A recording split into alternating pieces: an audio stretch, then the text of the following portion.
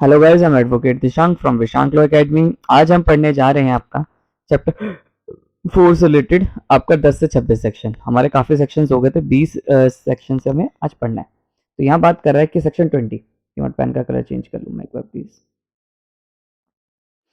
ये कह रहा है child attain the age of 21 years and yet to complete the prescribe period. अब मान लीजिए जो बच्चा है वो 21 साल का, हमने पढ़ा था कि यहाँ पर कि अगर मान लीजिए 18 साल से तक तो उसे आपका सेफ्टी प्लेस में रहना पड़ेगा। फिर आपका अगर कोई बच्चा जो है वो 16 साल से ऊपर का है और वो हीनियस क्राइम में कन्विक्टेड होल्ड हुआ है तो उसे आपका 18 साल तक के तो एज में सेफ्टी प्लेस में रहना पड़ेगा। देन उसे 21 साल की एज के बाद कहाँ जाना पड़ेगा, आपका जेल जाना पड़ेगा अपनी बाकी की सजा को काटने के लिए। और ये कह रहा है कि कंप्लीट नहीं करा उसने, तब क्या होगा। ठीक है, ये कह रहा है when a child in conflict with law attain the age of 21 years. अब मान लो वो लड़का था, ये एक्स नाम का एक लड़का था, इसने 21 साल की एज कर ली। अब इसे भैया जेल तो जाना पड़ेगा, जेल की रोटी खानी पड़ेगी अपनी कंप्लीट करने के लिए टर्म ऑफ द स्टे। ठीक है, the children court shell provide a follow up provision offer. Provision officer से रिपोर्ट ले सकता है, district child officer protection unit से ले सकता है, सोशल वर्कर से रिपोर्ट ले सकता है। रिक्वायर्ड टू इवेल्युएट करेगा अंडरगॉन रिफॉर्मेटिव चेंजेस, कि इसमें कोई रिफॉर्मेटिव चेंजेस आए नहीं आए हैं। देन अब वो अपने सेक्शन 19 सब प्लस 4 वाले जो ऑर्डर लेगा, ठीक है, इवेल्युएट करने वाले, उनको ले सकता है। उसके बाद क्या करेगा, कंसिडरेशन के बाद after the completion of the proceeding specify, एक minute, children court may decide to release the children on the conditions deemed fit include the appointment और monitoring authority remainder।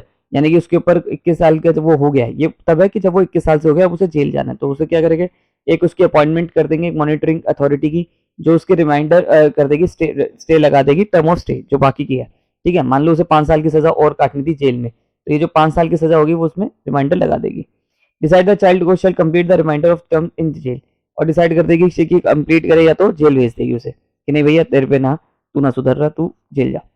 The state government shell maintain the list of monitoring. और ये state government list of monitoring की authorities की list कौन बनाएगी, state government बनाएगी। ठीक है, सेक्शन 21 कह रहा है उसे कोई भी सजा दे दो, ठीक है, पर उसे लाइफ इम्प्रिजमेंट और डेथ की सजा नहीं मिलेगी, चाहे आईपीसी हो चाहे कोई भी कानून हो। बच्चे को डेथ की और लाइफ इम्प्रिजमेंट की सजा नहीं मिलेगी, चाहे उसने हीनियस क्राइम कराओ, पैटी ऑफेंस कराओ या सीरियस ऑफेंस कराओ, चाहे वो 16 साल से ऊपर का हो या 18 साल से अंडर का हो। यानी कि चाहे कोई सा भी ऑफेंस करे उसे डेथ और लाइफ इम्प्रिजमेंट की सजा नहीं मिलेगी। ठीक है, तो यानी कि अगर मान लो एक लड़के ने अगर रेप करा है और वो एज एडल्ट ट्रीट करा जाएगा सेक्शन 15 के तहत, तो उसे चिल्ड्रन कोर्ट आपका कितनी सजा दे सकती है, लाइफ इम्प्रिजमेंट की नहीं दे सकती बस, और डेथ की सजा नहीं दे सकती। अब बात करें सेक्शन 22 की, तो ये कह रहा है प्रोसीजर अंडर चैप्टर 8 की, जो चैप्टर 8 की प्रोसीडिंग होगी सीआरपीसी की, वो भी इसके खिलाफ नहीं होगी। वो चैप्टर 8 बात करता है आपका कि security for keeping the peace for good behaviour के लिए जो प्रोसीडिंग्स है वो। फिर यहाँ पर कह रहे हैं कि मान लो दो बंदों ने मिलकर कोई ऑफेंस करा, 23 कह रहा है कि मान लो ए था ए बी था, ए जो था वो एडल्ट था, सीरियसली वाला एडल्ट था, और बी जो था वो आपका माइनर था। ठीक है, पर वो ट्रीट एज एडल्ट करा गया, तो इन दोनों का आपका सेपरेट ट्रायल चलेगा। ठीक है, इसका जेजे बोर्ड में चलेगा, ठीक है, या आपका चिल्ड्रन कोर्ट में चलेगा, इसका आपका नॉर्मल कोर्ट ऑफ सेशन या मेट्रोपॉलिटन मजिस्ट्रेट के कोर्ट में चलेगा। दोनों का सामने केस नहीं चलेगा, वो इज नॉट ए चाइल्ड। ठीक है, if during if during the inquiry the board of the children court the person has been conflict found that is not child, such person shall not be tried along with the child। तो मान लो पाया जाता है कि दो बंदे थे और उनमें से एक बंदा लग रहा था पहले चाइल्ड है, पर बाद में चिल्ड्रन कोर्ट को पता चला भैया ये तो चाइल्ड है, तो इन दोनों का भी ट्रायल साथ में नहीं चलेगा। सेक्शन 14 कह रहा है कि अगर कोई डिफिकल्टीज आती है, डिस्क्वालिफिकेशन, जैसे मान लीजिए कि पुलिस में बच्चा जाना चाहता था, ठीक है, अब पर इसने सीरियस ऑफेंस करा था या हीनियस ऑफेंस करा था या पेटी ऑफेंस करा था, अब पुलिस में ये दिल्ली पुलिस के पेपर भर देता है, अब इसके ऊपर डिस्क्वालिफिकेशन लग जाएगा कि भैया आप तो पहले भी क्रिमिनल होल्ड हुए, आपके ऊपर केस लगा हुआ था, इसलिए आपको इससे डिस्क्वालीफाई करा जाता है। तो ये कह रहा है कि आपको डिस्क्वालीफाई नहीं करा जाएगा, ठीक है, कोई पेपर वेपर से। बट यहाँ पर प्रोवाइडेड ये लिख दिया कि अगर वो बच्चा 19 में हुआ है, यानी कि उसने कोई ऑफेंस जो करा था वो हीनियस क्राइम किया था और वो 16 साल से ऊपर का था और वो एडल्ट घोषित हुआ है सेक्शन 15 के तहत, तो सफर करेगा वो, ठीक है, तो उसको डिस्क्वालीफाई करा जा सकता है किसी भी पेपर से या उससे। ठीक है, तो उसके क्रिमिनल रिकॉर्ड आएगा, यानी कि इसका मतलब अगर उसने हीनियस क्राइम करा और वो गिल्टी होल्ड हुआ था। द बोर्ड में आपका रिजनेबल पीरियड बनाती रहेगी अपील का, पीरियड ऑफ अपील का, उसके सारे कन्विक्शन डिस्ट्रॉय कर दी जाएगी, प्रीवियस कन्विक्शन ये वो सब कुछ। अब 25 बात कर रहा है इसमें प्रोवाइडेड ये भी रहेगा कि हीनियस ऑफेंस में करा है तो उसका रिकॉर्ड क्लीन नहीं करा जाएगा। देखो यहाँ कह रहा है कि क्लीन रिकॉर्ड कर दिया जाएगा, यहाँ कह रहा है अगर वो हीनियस ऑफेंस में कन्विक्टेड होल्ड हुआ है और एज अ मेजर ट्रीट हुआ है वो चिल्ड्रन कोर्ट के थ्रू, तो उसका कोई भी प्रीवियस रिकॉर्ड नहीं मिटाया जाएगा।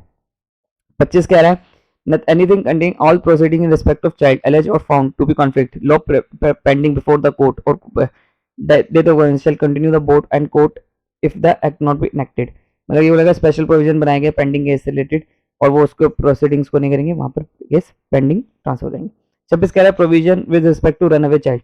मान लो बच्चा जो था वो प्रोटेक्ट स्पेशल होम से या ऑब्जर्वेशन होम से या कहाँ से कोई बच्चा भाग गया, स्पेशल होम से, ऑब्जर्वेशन होम से, प्लेस ऑफ सेफ्टी से, फ्रॉम द केयर से भाग गया, तो क्या होगा, तो उसे 24 घंटे में आज में प्रेफरेबल बोर्ड के सामने लाया जाएगा ओरिजिनल, या तो अगर वो मतलब कोई भी पकड़ लेगा उसे, पुलिस पकड़ेगा। अब वो पकड़ा जब गया तो उसे 24 घंटे के सामने कहाँ पेश करा जाएगा, ओरिजिनल बोर्ड जो जुडिक्शन थी वहां पेश करा जाएगा। या फिर मान लो केस चलना था उसका शादरा में, ठीक है, पर वो पकड़ा गया आपका यहाँ से भागने की जगह पे वो पकड़ा गया फरीदाबाद में, तो फरीदाबाद की जो जे बोर्ड होगी 24 घंटे में उसे वहां पेश करा जाएगा।